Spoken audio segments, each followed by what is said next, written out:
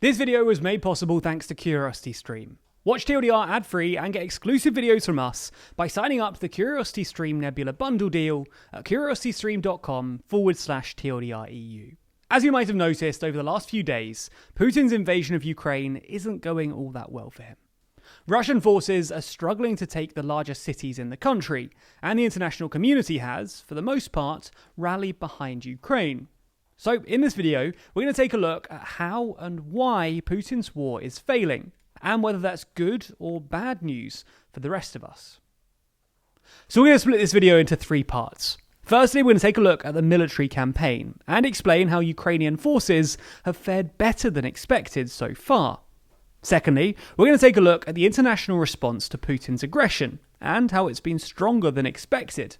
And thirdly, we're going to take a look at whether this is good or bad news for the world in general, and explain how the West and Russia can exit this cycle of escalation. So let's start with the first bit of the video, the military response thus far. As you probably noticed, Russia's military campaign isn't going brilliantly. Now, we're not military analysts, so you should take our conclusions with a pinch of salt, but it's pretty clear that the invasion isn't going entirely to plan. Over the last 5 days, Russian paratroopers failed to take the strategically important airfield of Hostomel on day 1, and despite an ongoing offensive since day 2, Russian forces have failed to take Kiev, and there have been numerous attempts to take other Ukrainian cities, which have all been repelled. Various Russian military leaders have now publicly admitted that this attack wasn't going as well as they hoped. So why is this? Well, this is apparently down to logistical failures on the Russian side, Ukraine's air defense and data links still being available, and Russian land forces apparently running out of supplies. But it's also down to the fact that Putin seems to have made two false assumptions. Firstly, he apparently vastly underestimated the Ukrainians' willingness to resist a Russian invasion. Putin's assumption seems to have been that Ukrainians would basically surrender once the Russian army arrived. In his speeches over the last few days, Putin has appealed to the Ukrainian army to lay down their arms, and spoke extensively about the failures of Ukrainian governance, insisting that his fight wasn't with Ukraine, but more specifically with Zelensky's administration. Putin seems to have thought that if he framed the invasion as a war against the Ukrainian government, and not the Ukrainian people, then the Ukrainian population would just go along with it. Now, to be fair to Putin, this wasn't a terrible assumption. Polling from February this year found that despite being the most popular candidate, Zelensky had an approval rating of -34, and trust in the office of president was at -40, with 67% distrustful. Trust in the Ukrainian parliament and political parties was also abysmal, at 11% and 8% respectively. And when it came to willingness to serve in the military or otherwise resist a foreign invasion, 40% of respondents said that they would not defend Ukraine. So Putin probably thought that if he could just get rid of Zelensky, the Ukrainian people would support or at least accept a new government. But obviously things haven't panned out as expected. Secondly, he apparently underestimated the Ukrainian army. Again, this wasn't a terrible assumption.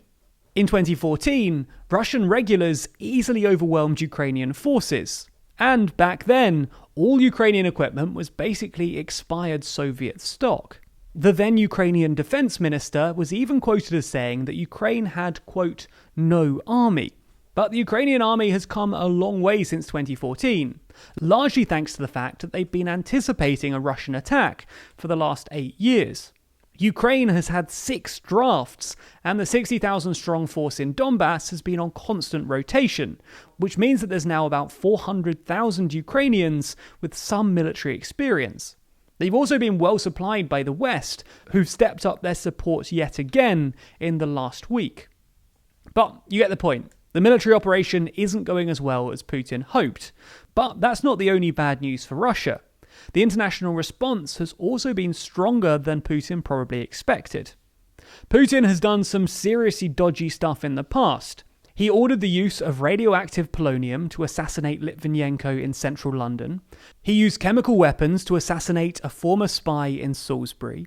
He poisoned Alexei Navalny, illegally annexed Crimea, and probably interfered with various elections around the world. In response though, the West basically just imposed some limited sanctions on the country. Putin was therefore probably assuming that if he could take Ukraine quickly and peacefully, the West would impose similarly limited sanctions. As we all know though, this isn't what's happened. As violence continued, Western sanctions have escalated. Nord Stream 2 has been cancelled, central bank assets have been frozen, and certain Russian banks have been taken out of SWIFT, something that various European countries were opposed to just a few days ago. And as a result of all of these changes, on Monday the ruble fell by 40%, Russia's Sberbank fell by 75%, and the Russian central bank allegedly ordered market players to reject foreign clients' attempts to sell Russian securities. In response, Russia doubled its interest rate from 9.5% to 20%. All in all, these changes and sanctions have seemingly crushed the Russian economy. And the Western response aside, even Putin's nominal allies have been reluctant to defend him. Kazakhstan refused to send troops to the region, while China abstained in a UN resolution condemning Russia just a few days ago, and has now placed limits on dollar-denominated transactions with sanctioned Russian banks. This is all because Russia is desperately losing the information war, something Putin was supposed to be good at. Putin's angry rambling doesn't look good against Zelensky's impassioned pleas for help, delivered from a besieged Kiev. While social media is flooded with reports of Ukrainian citizens picking up weapons to defend their country, including a legion of famous athletes, and the stories of Ukrainian heroism in the face of Russian aggression, things just don't look good for Russia. And as the casualty rate increases, even Russian state media is having a hard time holding the line that the war in Ukraine is just a special military operation aimed at denazifying the Ukrainian administration. You get the point then. Across the board, things aren't going well for Putin. And while this is good news in a sense, this is also dangerous.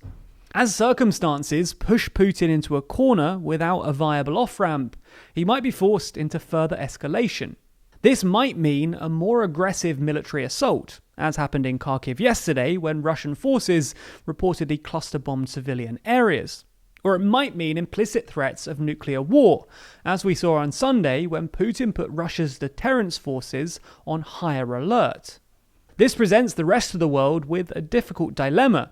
Do we provide Putin with a non-humiliating off-ramp to avoid further escalation, or do we need to continue with the current maximum pressure approach to prevent this sort of nuclear pissing contest in the future? All in all then, across the board, things are going badly for Putin. And, as we said, some would argue that we need to provide an off-ramp to prevent a nuclear war. But it's possible that this would just encourage him going forward. One thing's for sure though, things are getting dangerous in Europe, which is a sharp contrast from South America, the subject of our recent Nebula exclusive video, where we discuss how the continent remains so peaceful. You might have heard of Nebula before, but my creator friends and I have teamed up to build our own platform where we don't need to worry about demonetization or the algorithm.